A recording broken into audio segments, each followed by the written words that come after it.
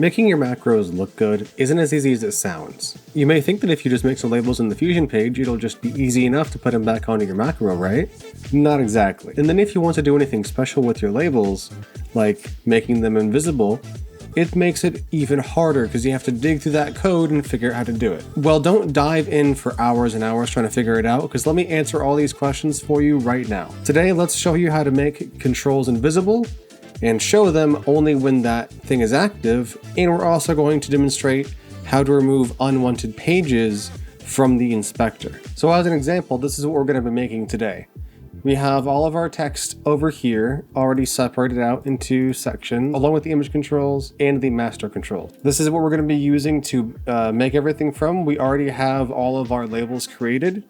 We have all of our controls inside the labels. What we're making today is this macro right here, which just has a controls page, and you're able to toggle on and off these controls along with the effect.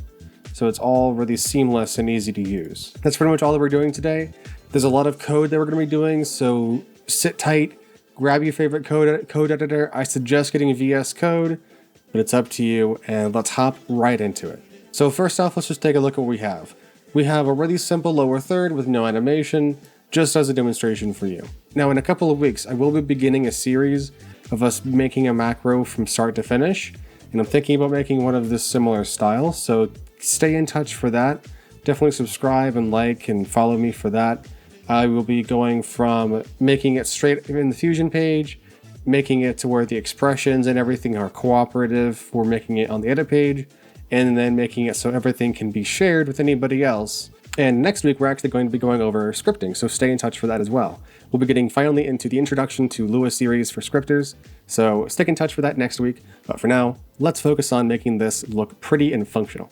We just have one text plus, which has my name, another text plus, which just has executive producer, and these are all laid out to where the text 1 is the background and text 2 is just the text.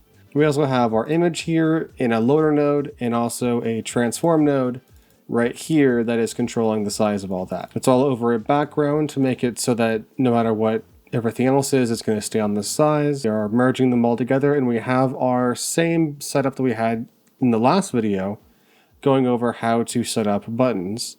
We have the same setup right here for our effects. And in this node right here, we're able to press the buttons on and off for all of our effects just as easily. If you haven't seen that video and don't know what we're doing here, go ahead and watch it up here in the iCard. It tells you all about how to make buttons and how to make them do what you want them to do. And they use Lua code, so it's also a great introduction for our Lua series. Now, for this macro, I did do something different. I actually added a script page, and I put all the scripts on there as these little text blocks. So real quick, let me show you how to make this so you can do this in your own stuff. It makes it really easy to edit your code. For one, it's laid out like a text editor. And also, it's laid out really easily, so you don't have to keep copying out of the control, putting it into a text editor, and then putting it back. It's just right there in a text edit, so it's really easy to just change everything that you have already. Let's go ahead and add an alpha divide node, and we can make this transparent, and we'll just keep its name. And we will just first add any random control so we can get that user controls section in the code. So let's go ahead and add a new control just for on button. We'll just add a random button that really doesn't have any use for being there. And there we go. We have our button, on button, doesn't do anything yet, but let's go ahead and copy this and put it into our text editor. So I'm just going to create a new page here and just paste that in. So now we can see our user controls has on button. We can delete this or keep it. I'm going to keep it because, we may want to be using this in the future. I'm then going to add a comma right here and do enter. And I'm just going to paste in this code block that I have off screen. And I'm going to leave this in the description along with a comment. And it's also going to be on my Discord. So if you ever need to refer back to that, it's going to be my macros help forum in my Discord. This is a code block that you can easily add on to any of your nodes, and it will act as if you're writing in that code. So we can put the language right here. We can do Lua. I'm sure we can do Python. This is the amount of lines that it shows. So if we want to have more lines, like maybe 20 lines is good and safe for larger chunks of code. but pretty much that's just what's visible. You can always scroll around as well. This is just a text edit control, so we're just categorizing it as text. And then this is going on a new page called the scripts page so that it can organize everything right over there. And we have wrap. This means that when it gets to the end of the box, it won't wrap around since it's false. If it was true, it would just wrap around to the bottom and it would look like a new line. It's just like going up here to view and word wrap. Then we also have read only. This makes it so we can actually edit our text box. This doesn't have to be here. You can always delete this and it will act the same because read only is its default. So this is really just a precaution. If we ever wanted to change it in the future, we can change it from read only false to read only true. And then I'm adding really quick just this last piece of code in here. I forgot to add this. It removed it when I saved the macro. But this line of code makes it so that the label for the text box doesn't show up. We can select false for this so we can see what all the labels are, just like how I showed you before in just a minute ago. But keeping it on true makes it so that you have more space to see what you're typing. So I'm going to go and keep that on true for now. We can go and select everything and copy it, and then delete our old node and then paste this new one. And now we can see we have a code block that if we start typing in stuff in the correct syntax, we can see it looks just like a Lua code editor. And that makes it really easy for us to use. And then to make the button actually activate that feature, all we have to do is come up here, edit controls, go down to our button. So we're going to paste this code here, and we need the name of the code block, which is just called script. Then we need the name of the node right here, which is alpha divide 1. And then that should be good to go. If we press OK, open up our console, hide all that stuff, and press the on button. I see what happened. I actually added some extra quotation marks around my code. So now if I get rid of that, reset that, and now we'll activate it, now we can see it prints hello world, just like how we told it to. And if we put in a for loop in here, which we'll talk about this in our series next week, for I equals 1, we want to count to 10 in a single integer. And then we can replace hello world with I now, and then put int. And this is just going to run the print I command 10 times. So if we want to, we can just come back over here, do on, and there we go. Now it just counts up to 10 from 1.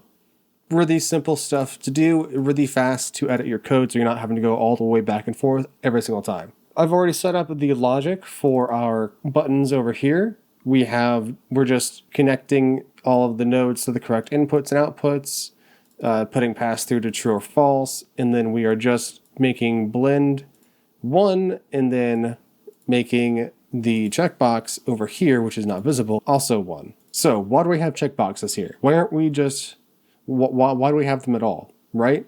Well, while we can easily go into the code over here and set the hiders to 1 or 0, it's also really good to know that you're able to do something else with the hiders. So let's go ahead and delete this code so we don't have this lingering behind.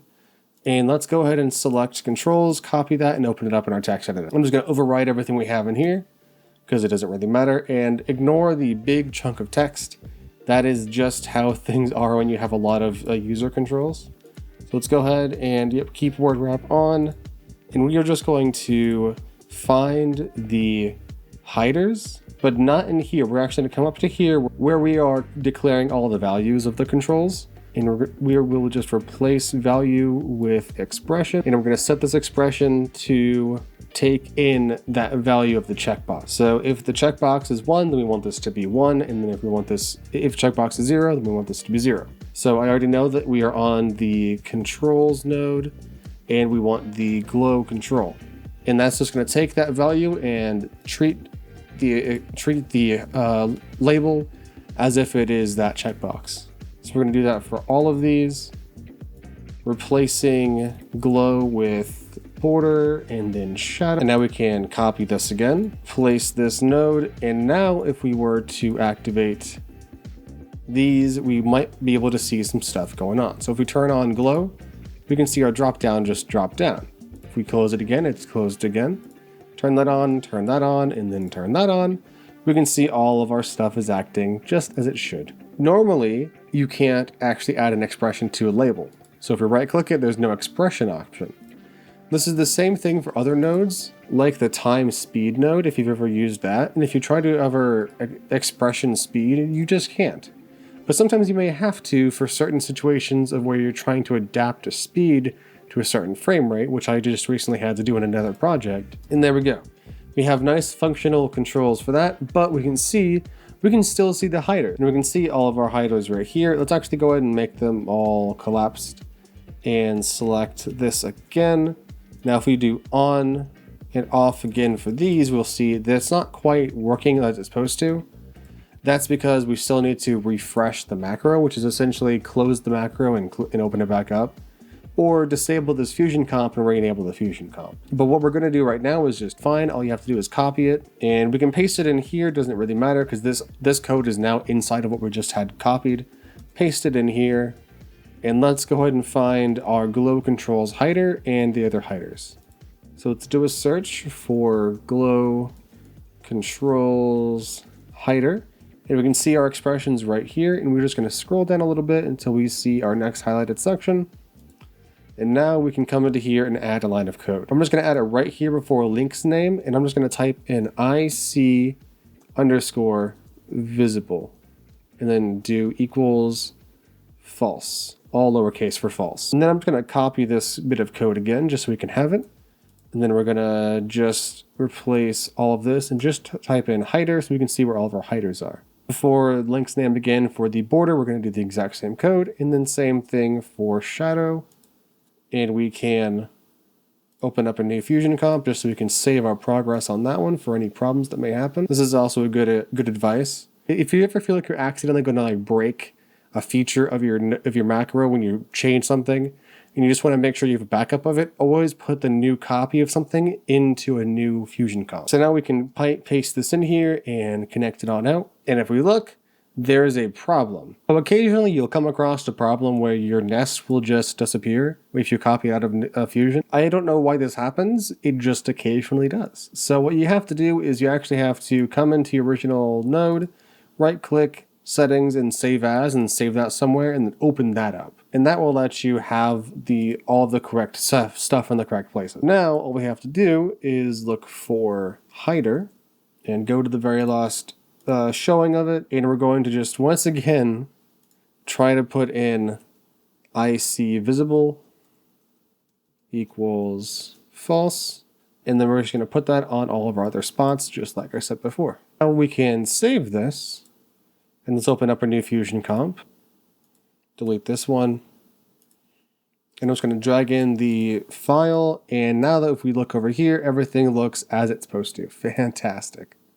Let's connect that out, and now if we turn on glow on, we can see our controls appear. Now, once again, I said this at the very beginning, things aren't lined up correctly. We don't have the correct amount of number, we don't have the correct number of hidden inputs that we do actually have inputs inside. Because when I made this, I forgot that we'd have an extra 1 and 2 controls in here for the buttons and the label. So all we have to do is go back into that file, find which one we want to change, and we actually probably want to change hider and its regular form. So come down here and find number of inputs, and we are just going to add 2 to this and find our glow controls and add maybe another 2 to this as well. So if under glow controls we come into here and actually make this 8, I think that's going to be fine.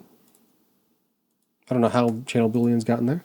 Let's try that one more time. So now if we were to turn on and off glow controls, we can see it works just fine. Now, people don't like to have the other settings tab here because it's not really required. It's just kind of there, and it doesn't really do anything if you're not in the Fusion page. And there is a way to hide it. There's also a way to get rid of the controls page with the same method, but we're okay with using just the controls page because that's where we have everything already. And actually, before we open up our code, we want to right click and edit controls on our macro, and we're just going to add a control called delete. Make it a slider or whatever you want to make it. I'm just going to make a slider, put it on controls page, and call it good there. Now it's just down here at the very bottom, but all we have to do is save our settings again. And all this is doing is just creating a extra control, so we have our user controls page section of our code. So if we open up our file again, it should have updated. We can see that right here. We have delete. If we come into here and just delete this and paste this in, common is the name of the settings page. It is a controls page, and then we are just saying CT visible is going to be false, and then it is going to have a 0 priority. So it is not going to be visible, and it's not going to be acknowledged by anything happening in the actual inspector. We can then save this and delete this. We can drag this back into our comp, and now we can see we have our magic buttons that activate and hide and show our controls, and we only have the controls page. We're getting very close to the end of this series.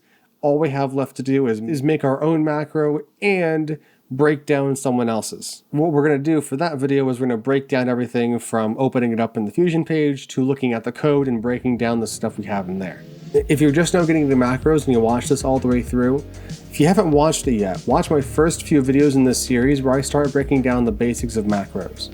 It may help you get a good grasp on things you may have missed when you were learning in your own processes. So I feel like it's a great place for you to hop over to, just right over here, click that, and I'll see you there.